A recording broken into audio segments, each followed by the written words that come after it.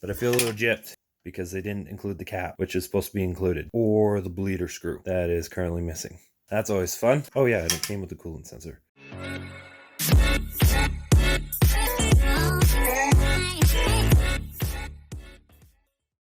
What is going on, guys? Today we are here with some exciting news. I just got my parts in for my radiator. I wasn't actually going to do a video on this, but then I decided, hey, why not? Let's do a video. So here it is. We're going to do a unboxing and install. I'm probably not going to do this correctly. There's probably an easier way to do it, but I'm learning. But I do have this wonderful book here. This wonderful book will tell you everything you need to do to service your car, whatever it might be. It's in here. Coolant, engine, blah blah blah. It even has VIN coders. If you have an E38, I do recommend you buy this. Like, as you can see here, you have your engine, your transmission, your suspension, your body equipment, electrical equipment, accessories, and then you have all of your OBD codes and wiring component locations. But what we need is 170, and that is radiator and cooling system. And this will show you how to take it out, how to put it in, and most importantly, how to bleed the system, because these things are extremely difficult to bleed because it's all electronics and blah blah blah blah. As you can see here, we have the radiator. It's still in the box. I have not yet to pull it out. Like, there, I'll give that to the cat. Yeah, there's like 2 different radiators for this car, and the reason I'm getting rid of it is because of that part right up there, as you can see, really tiny.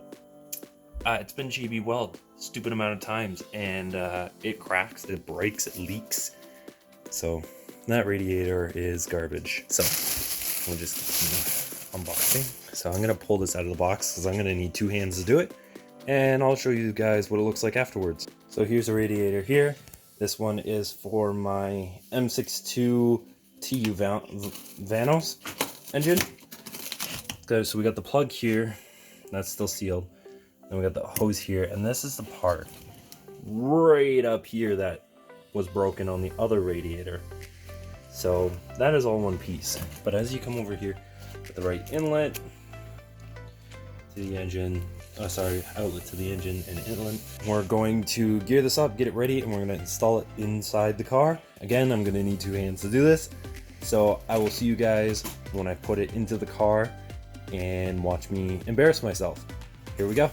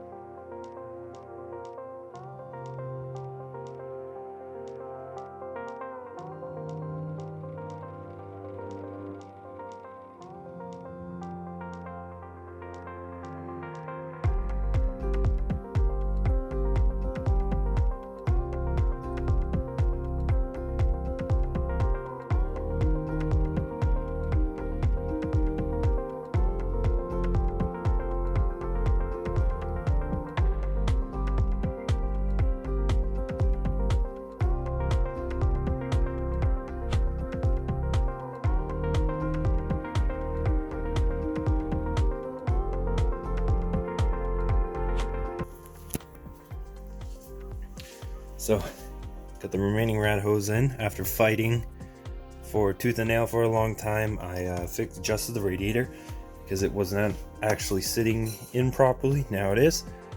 All the lines are connected. I just have to put the connector on the lower rat hose on the driver's side and hook up the new reservoir.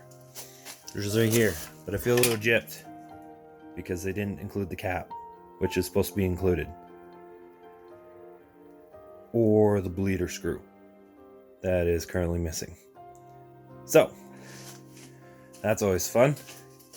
So I will go scavenge the old tank and the old cap, and I will see you guys after it's installed because my other camera died. So, oh yeah, and it came with the coolant sensor for letting you know if it's filled or not. Anywho, I'll see you guys when I'm done. Well, expansion tank's in. Reservoir. You know what really sucks is this is actually from the old tank that is still not connected. And the bleed screw, they gypped me on. And the cap. It said it was supposed to come with a bleeder screw and a cap and a coolant sensor. It came with a coolant sensor. It just didn't come with a bleed screw. I can't move the car until I get that screw. So I guess that's where we're stopping today. The tank is. I'll button it up and everything. And then until then, yeah, I don't know what I'm gonna do. I'll figure it out.